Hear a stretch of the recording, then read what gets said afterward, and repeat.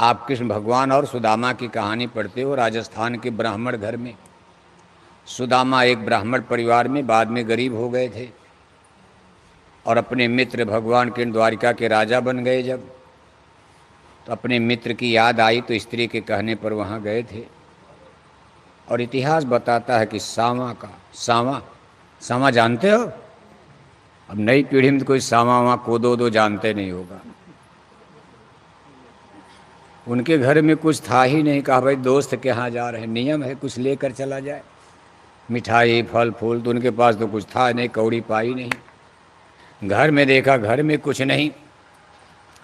तो उनकी देवी यानी पत्नी जो ब्राह्मणी थी वो पड़ोसिन के पास गई, कहा भाई हमको थोड़ा सा उधार कर जा। तो क्या दिया? सांवा का चावल दिया। कहा हमारे पति जी यात्रा पर जा रहे हैं, हमारे घर में कुछ है नहीं, हम सोच रहे कि उनको रास्ते के लिए कुछ दे दिया जाए। थोड़ा सा सांवा का चावल, वो भी आप उधार मांगकर, वही लेकर सुदामा जी द्वारिकापुरी पहुंच गए। राजस्थान से गुजरात, राजस्थान के बाद गुजरात ही आता, लेकिन द्वारिका बिल्कुल समुद्र के किनारे, उसके आगे समुंदर, आगे पाकिस्तान। कराची वहाँ से स्पष्ट उसकी दिया बत्ती दिखाई देती है, पाकिस्तान। द्वारिकापुरी में भगवान के रहते थे। जब वहाँ पहुँचे, अब वहाँ का वैभव देखकर सुदामा जी बेचारे फक हो गए। द्वारपाल खड़े हैं, सिंह, किला, महल। द्वारपालों से हिम्मत करके कहा भाई जा कर के कान्हा से कह दो कि आपके दरवाजे पर सुदामा ब्राह्मण आए हैं। अब द्वारपाल ऊपर नीचे देख रहा है, कौन फटी पुरानी गुदड़ी पहनकर, धोती होती, पैर में जूता भी नहीं, और भगवान कृष्ण को कान्हा कह रहा। बचपन वाला नाम कहाँ? कहा जाके कन्हैया से कह दो कि तुम्हारे दरवाजे पर आज एक ब्राह्मण, गरीब ब्राह्मण सुदामा आया। अरे कहा महाराज और कुछ पर? अरे कहा बस तुम केवल सुदामा नाम बता देना कि गरीब ब्राह्मण सुदामा आया, वो जान जाएंगे। खैर द्वारपाल ने उनकी मदद किया, जाकर के कहा प्रभु हिम्मत तो उसकी भी नहीं पड़ी, कोई आगल पागल तो नहीं है। लेकिन कहा भाई महाराज, दरवाजे पर एक फटा पुराना धोती पहनकर, पैर में जूता भी नहीं, और अपना नाम सुदामा बता रहा कि हम जात के ब्राह्मण हैं, सुदामा हमारा नाम है, हम भगवान कृष्ण के साथ पढ़े हैं, वो हमारे क्लास फेलो हैं। अरे अब वो तो भगवान थे। ज्यों ही सुदामा का नाम सामने आया, अपने सिंहासन से खड़े होकर वो भी नंगे पांव दौड़ पड़े और ला करके सुदामा को गले लगाए। और लिखा है इतिहास में कि पानी परात को हाथ छुए नहीं, नयनन के जल से पग धोए। इतना आंसू भगवान कृष्ण को गिरा। तभी न भगवान कहेंगे आज अपने दोस्त को, माल पुआ मिल रहा, चाय पानी चल रहा, मिठाई कचौड़ी पकौड़ी शराब चल रही, सब दोस्त हो। आज मित्र पर मुसीबत आ गई तो सब दोस्त नवदुई। लेकिन भगवान भगवान होते। सिंहासन पर बैठा दिया, अपने सिंहासन पर, जिस कुर्सी पर कोई बैठता नहीं था उनके अलावा उसी पर बैठा दिया, और अपने नीचे बैठ करके परात का पानी मंगाए। अब सुदामा जात के ब्राह्मण थे, भगवान कृष्ण तो यादव थे, तो ब्राह्मण का पैर तो यादव लोग धोते हैं कि नहीं धोते हैं? अब तो थोड़ा सा टेंशन चल रहा है न, राजनीति ने तो बिगाड़ दिया मामला। अब तो यादव लोग कहते हैं क्यों धोया जाए, अब यादव लोग कहते ब्राह्मण हमारा ही धोए। लेकिन ये गलत हो जाएगा। यादवों को ब्राह्मणों से दुश्मनी नहीं करनी चाहिए, आगे आपको बहुत पछताना पड़ेगा। ब्राह्मण जाति कोई मामूली जाति नहीं, जिसने इसके टेंशन किया समझो उसकी सोर में ऐसा पानी डाल देंगे कि जल भूल करके। ब्राह्मण भारत की सबसे इंटेलेक्चुअल, प्राचीन काल से सबसे बुद्धिमान वाली जाति है। ऐसी अकल बुद्धि आज भी भारत में किसी के पास। कलेक्टर बनना अलग है, इंजीनियर बनना अलग है, मुख्यमंत्री प्रधानमंत्री किसी जात का एमपी एमएलए चुनाव जीत करके बन जाना अलग है, और जीत करके दिल्ली लखनऊ चले गए, बोतलें पीते रहे और भारत माता की जय बोलते रहे और विदेशी बैंकों में खाता बाद में चुनाव हार गए तो सड़क पर आ गए। सड़क पर मिनिस्टर साहब सड़क पर घूम रहे हैं, लेकिन ब्राह्मण ब्राह्मण होते हैं। आज भी चपरासी भी हैं तो लोग, कलेक्टर भी कहता पंडित जी एक गिलास पानी लाओ, तो अब पानी तो लाना पड़ेगा, ब्राह्मण चपरासी, लेकिन वो भी कहेंगे पंडित जी, और पंडित जी को ही कलेक्टर मानेगा। भले वो चपरासी हैं कलेक्टर के, कलेक्टर छोटी जाति का है, और चपरासी अगर ब्राह्मण चपरासी भी है तो कलेक्टर साहब की दृष्टि में पंडित जी नंबर 1 पर है। अरे पंडित जी जरा पानी लो, प्रेम से मांगेगा। कुल मिलाकर के ब्राह्मणों ने देश और समाज के लिए बहुत कुछ किया भी है। बड़े बड़े ग्रंथ, बड़े से बड़े ज्ञान विज्ञान, ऐसा नहीं कि ब्राह्मणों ने कुछ किया नहीं देश दुनिया की समाज के लिए। ब्राह्मणों ने हमको आपको बहुत कुछ सिखाया पढ़ाया। अब यह है कि कलयुग है, सब बिगड़ गया, कोई किसी की सुन नहीं रहा, तो ब्राह्मणों का क्या दोष है।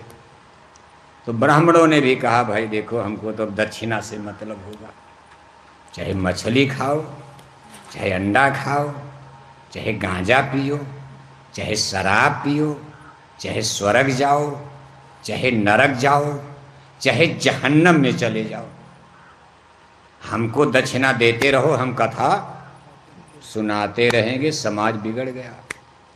अब इसमें ब्राह्मणों का ही दोष नहीं है, उन्होंने देखा कि समाज बिगड़ रहा है। कुछ मुसलमानों के राज में बिगड़ गया, कुछ अंग्रेजों ने बिगाड़ डाला, और जो बचा खोचा था हमारे देश के नेताओं ने बिगाड़ डाला। मुर्गी पालन खुलवा दिया, मछली पालन खुलवा दिया, सूअर पालन। मुर्गी पालन, मछली पालन, सूअर पालन अंग्रेजों के राज में नहीं चलता था।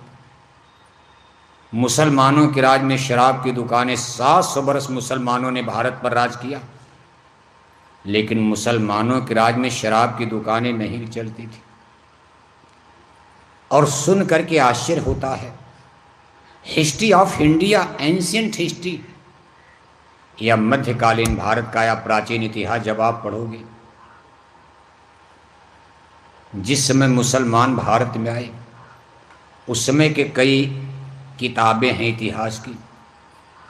एक तो किताब है जिसको स्वयं बाबर ने लिखा, मुगल सम्राट बाबर, जिसको बाबर नामा कहा जाता। बाबर ने उस समय हिंदुस्तान का हाल लिखा। जब बाबर ने दिल्ली पर कब्जा किया, कहा भाई ये भारत, यहाँ लोग घास से घास को आदमी खाता। घास से घास का मतलब जैसे पलकी, लहसुन, मूली, गाजर को बाबर घास कह रहे, क्योंकि लोग मांस खाते थे, वो लोग मांस खाते थे, उनके भोजन में मांस ज़्यादा थी। गाय की मांस, बैल की मांस, भैंस की मांस, बकरी, मुर्गी। हिंदुस्तान में ज़्यादातर लोगों की थाली में लहसुन है, प्याज है, मूली है, गाजर है, पालक है, आलू है, टमाटर है, बैगन है। बाबर कहते थे कि हिंदुस्तान के लोग कैसे घास से घास को खाते हैं, और ये लोग ज़्यादा शाकाहारी हैं। घास से घास खाने का मतलब शाकाहारी, इसीलिए लोग लड़ाइयाँ हार जाते हैं। ऐसे ऐसा नहीं था। राणा प्रताप, भगवान राम ने कभी मांस खाया था? भगवान राम ने कभी मांस खाया? लेकिन मांस खाने वाले महावीर रावण को पराजित कर दिया। भगवान श्री कृष्ण जी महाराज मांस खाते थे, लेकिन सगे मामा कंस, वजन में भगवान कृष्ण से कितने मोटे झोटे थे, अपने सगे मामा कंस को मुक्का मुक्का मार डाला। ऐसा नहीं कि शाकाहार हार जाएगा, लेकिन वो लोग कहते थे, उनको अपना धर्म चलाना था कि भारत की जनता भी मांसाहारी हो जाए, क्योंकि मुसलमान मांस खाते थे। इसलिए भारत की, और अंग्रेज भी यही कहते थे कि लोग शरीर से कमज़ोर हैं, बुद्धि से भी कमज़ोर, क्योंकि शाकाहारी हैं। मांसाहार बढ़ाने में कई कारण बन गया। भारत की जनता ज़्यादा शाकाहारी 90%, लेकिन वो लोग इनको हतोत्साहित करके देखो, गांव का गांव शाकाहारी। अभी आपके बचपन में देखो, गांव में लोग, औरतें तो बिल्कुल मछली मांस नहीं खाती थी, कुछ जातियों में तो बिल्कुल परहेज थे, जैसे अहीरों के घर में। आपके बलिया जिले में देखो, यादव लोग बहुत रहते हैं। आज के 50-60 साल पहले यादव लोग गाय भैंस पालते थे, दूध दही मक्खन घी 2-2 4-4 लीटर दूध पीकर दंगल कुश्ती लड़ते थे। कितनी शरीर में ताकत होती थी, पेड़ उखाड़ देते थे, शेर से लड़ जाते थे। और इनके चूल्हे पर मांस नहीं पकती थी। अगर इक्का दुक्का आदमी कोई खाता भी था तो उसका अर्तन बर्तन घर के बाहर रखा जाता था, घर के अंदर मांस नहीं पकती थी। एक और जाति जिसको कुशवाहा मौर्य आप कहते, जो साग सब्जी का काम करते थे, ये भी गांव के गांव भगत होते थे, कोयरी भगत। ये साग सब्जी का काम करते थे, आलू गोभी टमाटर बैगन, ये भी शाकाहारी थे। ब्राह्मण तो शाकाहारी थे ही, लहसुन प्याज नहीं खाते थे। जिस समय हमारे देश में अंग्रेजी राज चल रहा था, ब्राह्मणों के चूल्हे पर लहसुन प्याज नहीं पकता, इतिहास बताता। आज को मत देखो आप, आज तो मान लो अब समय बिगड़ गया, राजनीति ने सबको बर्बाद कर दिया, और इतना बड़ा नुकसान पॉलिटिकल सिस्टम ने भारत की धर्म संस्कृति का। मान लो विकास,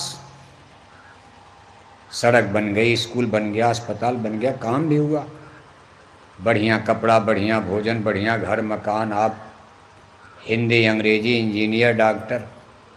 लेकिन ऐसा विकास जिसमें मनुष्य का नैतिक बल चरित्र ही खत्म हो जाए, फिर ये बहुत दिन जिंदा नहीं रहता। विकास दो तरह का है, एक राम का विकास, एक रावण का विकास। दोनों का अंदर देखो आप। रावण का विकास, उसमें धर्म अधर्म नहीं देखा जा रहा। सोने की लंका बन गई, अयोध्या से ज़्यादा किला महल बन गया लंका में। दुनिया का सबसे सुंदर नगर शहर लंका बन गई, लेकिन उसका विकास नैतिक मूल्यों से समझौता करके, धर्म और संस्कृति को तिलांजलि देकर विकास किया गया था।